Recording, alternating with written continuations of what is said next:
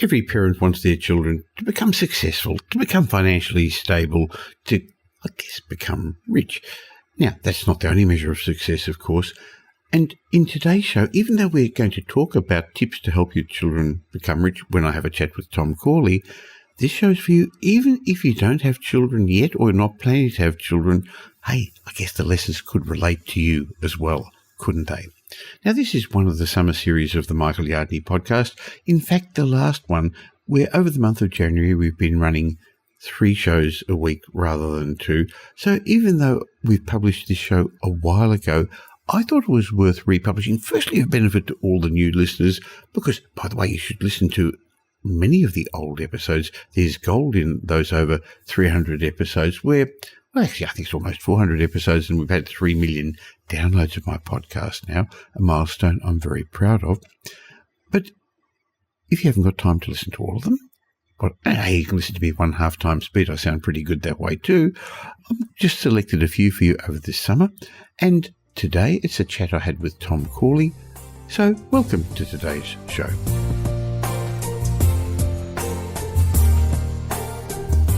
If you've got children or are planning to have children, or if you've got grandchildren, this month's episode of the Rich Habits, Poor Habits podcast is just for you. And even if you haven't got children, you're going to get some great money lessons from it, because we're going to share 7 tips to make sure your children grow up rich. And it's not just about money. We're talking about children becoming more successful in all areas of their life. So welcome to this episode of the Michael Yardney podcast. Welcome to the Michael Yardney podcast, where twice each week you will learn a number of new ideas regarding success, property investment and money in around 30 minutes. Our show is brought to you by Metropole, who specialise in helping you grow, protect and pass on your wealth through strategic property and wealth advice. Now here's your host, Michael Yardney, Australia's most trusted property commentator, who has once again been voted Australia's leading property investment advisor. That's the 5th time he's won a similar award in the last 7 years.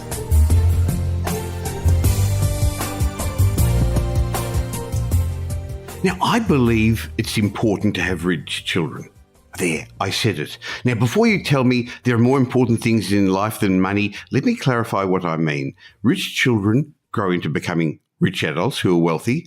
But they're also resilient, they're curious, they're independent, they're compassionate. Being rich is about wealth in all facets of life, if you've gotten to understand the sort of things that I'm talking about. Too often, people focus on just one element. Usually it's money or other elements. So how do we go about making sure our children are going to become rich? Now, if you don't have children, still pay attention to this podcast, because as I chat with Tom Corley, you may have children one day, you may have grandchildren one day, you were somebody's child. Don't think this isn't relevant to you. So today, to discuss the habits that you can develop to make sure your children become rich and successful, I'm joined again for my regular Rich Habits, Poor Habits podcast by Tom Corley. Welcome, Tom. Hi, Michael. How you doing, my friend? Good, thank you. And what I wanted to discuss today is the research that you have done, the Rich Habits study that you did a number of years ago that revealed that rich people cultivate certain habits and pass them on to their children. I guess we've discussed the concept before that, Tom, we're really the best models that our children have got.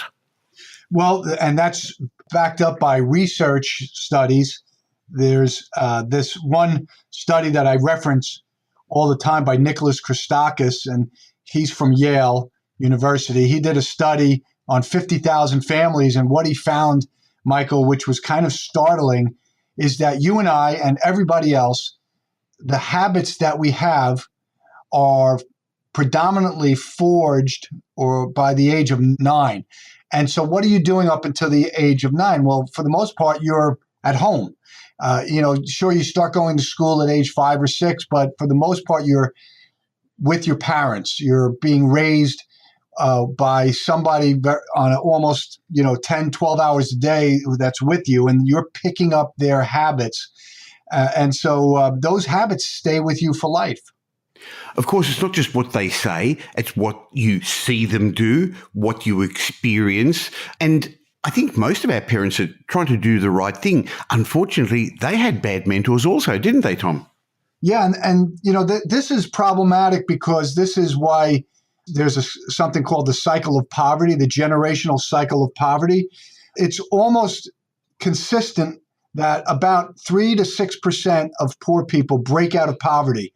Why is that? Well, it's because for the majority of them are being raised in poor households who have poor habits, and those habits perpetuate from one generation to the next. There's a small percentage of people that are able to pick up habits outside of the home that, maybe from a mentor or from a teacher or from whoever, an influencer in their life. And they're able to break out of poverty. And that's what we are, Michael. We're the influencers. We're the individuals who are trying to help people break out of poverty, not only poverty, but break out of the middle class. Well, we're very lucky because the country where most people are listening to this podcast, the countries they're in at the moment, they've got the ability to do that. There's still, unfortunately, some areas of the world where it's really hard to break out of poverty. But I know in your Rich Habits study, you found the majority of the people you were studying were actually self-made. They weren't given a silver spoon in their mouth. They weren't born with a silver spoon in their mouth.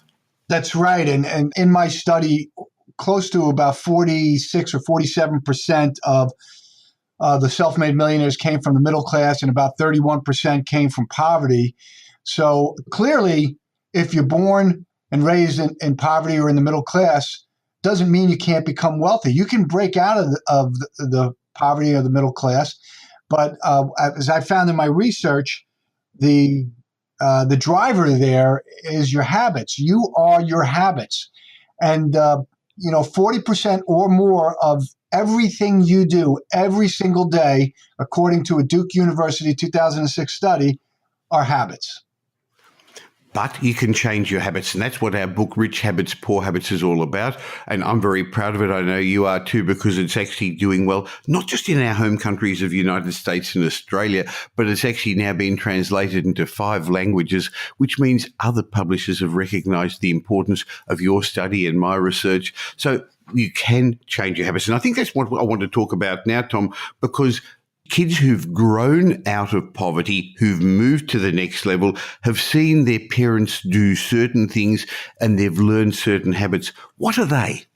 Yeah, so there's a common thread that I found in my research among the poor people in the middle class who are able to break out of poverty. And it's they do certain things that the other poor people won't do.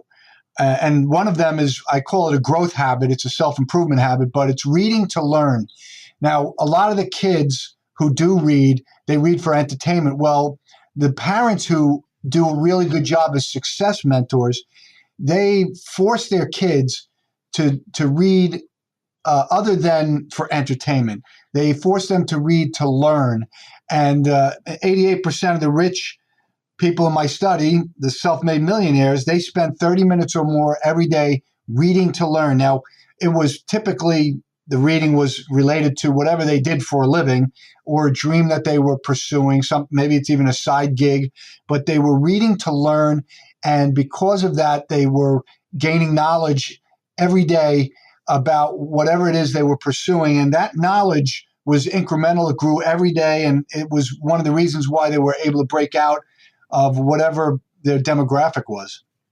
Now, it's interesting. Some people listening to this podcast are going to say, boring. I've heard you say it before, Michael. I've read about it in your blogs before, Tom. Why are you going on about this? But it is a common thread that comes up over and over again. You hear it from Warren Buffett and from Bill Gates. I know it's one of your habits. It's one of mine. And so therefore, yes, you're allowed to spend time enjoying and entertaining and reading things for fun, but you definitely have to grow and learn by having that habit of reading. It's a success habit, not just of children, but of adults. But again, if that's your habit and you pass it on to your kids, make it fun for them as well. What's another habit that we can teach our children to help them move up to the next rung? Probably one of the most important things that parents can do in helping their kids grow up to become successful is, watching who they're associating with. You could be raised in a rich household, and if you're the type of parent that's not, aware of who your child's associating with, they could be associating with the wrong kind of people. And those people, your habits spread like a virus throughout your social networks. So if you're a parent and you're not teaching your kids good habits, somebody else is teaching them habits, and they may not be habits that are in their best interest. So as a parent, you have to make sure you know the kids that your child is associating with. You might want to even know who their parents are, because their parents' habits, and by understanding what their parents are like, you can get a pretty clean picture of what their child's going to be like. And if you don't like it, you really shouldn't have your child associating with them. I'm not talking about just drugs, heroin and cocaine and whatever other drugs there are that your child's being exposed to and not aware of it. It could be cheating, it could be stealing, it could be doing things that are, maybe borderline criminal, and you're not aware of it because you're not on top of it as a parent. You want to make sure you know who your child's inner circle are, who they are, and then you want to kick those out of that inner circle who are bad influences, toxic relationships. You want to get them out of that inner circle so your child will grow up and embrace your habits, the habits you want them to follow. Unfortunately, it's a huge responsibility being a parent, isn't it, Tom? It's a big responsibility, and it's a much harder responsibility nowadays because, in our modern day society, you have two parents who are working, right? You've got social media, so therefore they don't have to go out in the grounds, in the garden, into the street or the play yard to play with people who are they associating with on Facebook, on Instagram, on those sort of things as well. So yes, a good habit is to cultivate good relationships. Now, again, this is not a judge of people. I know some people are going to listen to this and say, filthy rich, dirty money, and it's not fair, and we want some of that. I think we've discussed so often in previous sessions that just handing it to people, if they're not ready for it, giving handouts isn't going to get them out of their poverty, is it, Tom? No, and fine. I think you make a great point here. Forget about money. What about who they're interacting with on social media or with their inner circle? Maybe these kids eat a lot of junk food. Maybe they eat a lot of candy. Maybe they don't do any exercise. Maybe they curse a lot. Maybe they have poor etiquette. Maybe they're passing along all of these bad things that have nothing at all to do with money. Well, guess what? When your child becomes an adult and has forged some of those bad habits, and they start going on job interviews, they're going to be behind the eight ball, because who's going to want to hire a kid that doesn't even know how proper etiquette? You go to lunch and you're eating a certain way because nobody taught you except your friend. So there's a lot of things that have nothing at all to do with money that are going to impact how successful your child's life is going to be as an adult. Now, one of them you mentioned a moment ago was exercise and sport, and that also keeps cropping up with adults, because I know you've explained in previous podcasts how aerobic exercise increases your IQ. That's another interesting topic, and if people are interested in that, go back to the Michael Yardney podcast and just do a quick search on IQ, and Tom explains how your IQ is not fixed, but it can change, and there's a number of ways of doing it, and aerobic exercise is only one. But how important is it to teach our kids about exercise, sport, teamwork? Well, it's fine to talk to them about it as a parent, how important it is. But obviously, the kids are going to watch what you do. So if you're sitting on a couch drinking beers and eating, potato chips, they're going to do the same thing. So it's a monkey see, monkey do. There's certain brain cells that they're called mirror neurons, and kids mirror their parents. So if you're a parent, exercise is important. My kids, every single one of them exercises. Why? Because since the time they were little babies, they saw me out there running and jogging. And they picked up these habits, and I amped it up when I started doing my Rich Habits study. Instead of doing 2 or 3 days a week, I was doing 5 or 6 days a week. And now more of my kids exercise regularly, because monkey see, monkey do. So you want to, be a good model for your child, and also do the talking. Talk the talk, but walk the walk. Now, my kids have grown up, and I'm lucky enough to have 10 grandchildren in my blended family, and I spend a lot of time with my 2 daughters and their kids, and I'm noticing that they're teaching them anger management. It's fascinating. They've gone and learned through their schools, interestingly, how to do it, because it's normal for an adult to feel anger, to feel frustration, but we've learned how to express it. But it's interesting, I'd forgotten, because it's a long time since I've been a parent of a small child, those temper tantrums and the difficulty when they don't know how to express it, they don't know how to handle it, and it gets to them, Tom. Yeah, so one of the rich habits, or one of the data points that I uncovered in my research, was something I thought was fascinating, and it's that these wealthy people, particularly the self-made millionaires, they forged a habit of controlling their emotions. I have wondered why. I didn't understand really going into my study how important emotions were to business, to doing business, to being successful in life. Well, just think about it, Michael. It's common sense. Do you want to do business with somebody or engage in any commercial enterprise with somebody who's up and down, who's emotionally unbalanced? You just never know what kind of person you're going to run into from one day to the next. Well, wealthy people understand that. And so they've tried to moderate their emotions. In fact, I'm reading a great book on Rockefeller, John D. Rockefeller. In this book, it talks so much about how he really made a concerted effort to control his emotions from a very early age. And it wasn't just him, it was his mother. If the kids lost their temper or got angry, they got hit with a stick.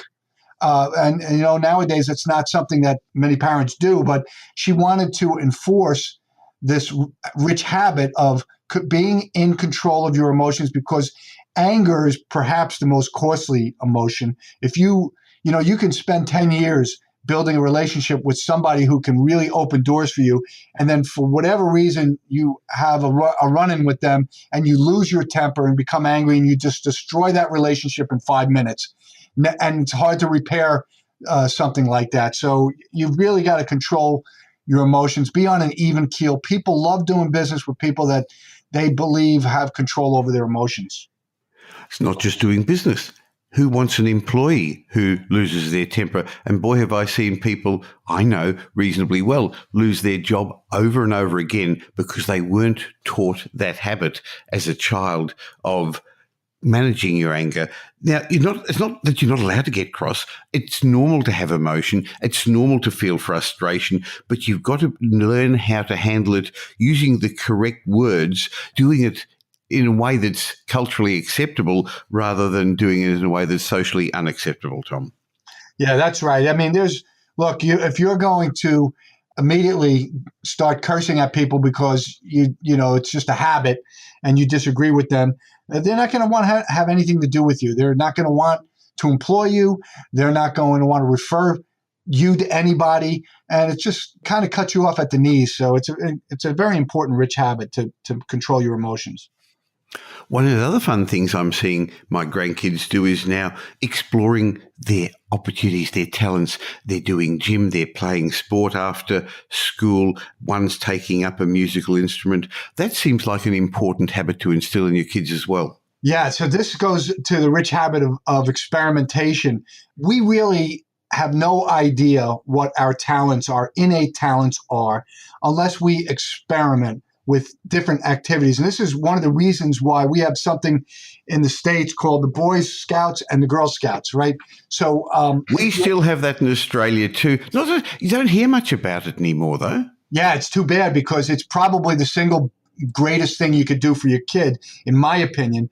From my research, a lot of the successful people I found, I was startled by how many of them were Eagle Scouts and Gold Award winners with the Girl Scouts, Eagle Scouts with the Boy Scouts, Gold Award winners with the Girl Scouts. And it was disproportionate how many successful people were part of the Boy Scouts and achieved that high ranking there. And those designations, what they really mean is you experimented with a lot of things, because in order to become an Eagle Scout, you have to have 24 badges. That's 24 activities, 24 different things. They could be law, could be astrophysics, it could be building a house. It could be, they have 100 different types of badges you can get. Well, if you're experimenting with all of these different things through a structured environment like the Boy Scouts or the Girl Scouts, your kid is going to be able to find something that they like, number one, that they like, number two, that they actually comes easy to them. And that's the key. You expose an innate talent by this way. It's easy for you to do. It's easier for you to do than for the person next to you. That's an innate talent, and that's a strength, and that's something you should exploit. Typically, when you have an innate talent, something you're good at, better than other people, you like it. It's easier for you to pick up. You enjoy doing it more. And so this is why experimentation is so critical. What we're working through are the habits that we should be teaching our children to make them, well, I started the podcast off by saying richer, but I think you're recognizing that we're saying be successful in all areas of life. Because as I've explained, and Tom's explained, our brains are wired to emulate our parents. We're picking up their habits. We're picking up their behaviours. We're picking up their ways of thinking in the first 8-9 years of our life. We're picking up their emotions. And it's all happening at an unconscious or subconscious level. And when children learn these habits, they learn these ways of thinking, they learn these ways of doing. They're doing it with the knowledge and the emotions of a child.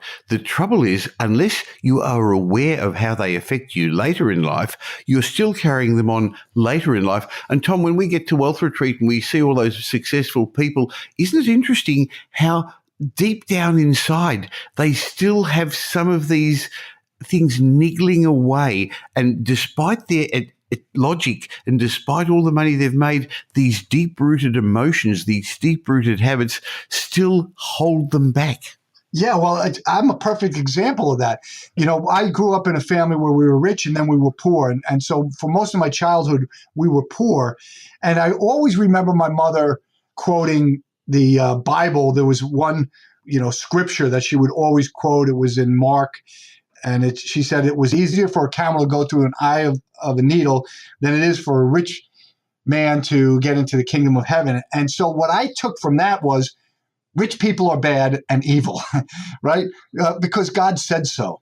And my mother inculcated that into me at an early age. And I carried that with me until I think I was about 45 years old when I started doing my rich habits research, Michael.